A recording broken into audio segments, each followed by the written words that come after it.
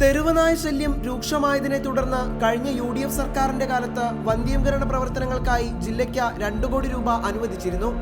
സർക്കാരിന്റെ അവസാന നാളുകളിലെടുത്ത തീരുമാനമായതിനാൽ അന്ന് തുക ലഭിച്ചില്ല. പുതിയ സർക്കാർ അധികാരത്തിലേറി 3 മാസം പിന്നിടുമ്പോഴും പദ്ധതി തുക ഇനിയും ജില്ലയ്ക്ക് ലഭിച്ചിട്ടില്ല.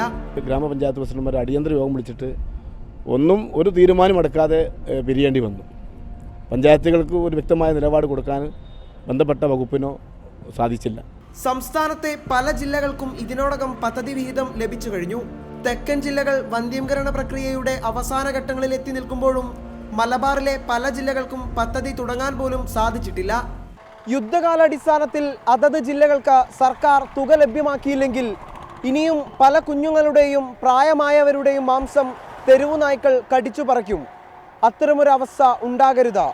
മലപ്പുറത്ത് നിന്ന് ക്യാമറമാൻ അഖിൽ ഒട്ടുപാറയ്ക്കൊപ്പം നിഖിൽ പ്രമേഷ്, റിപ്പോർട്ടർ.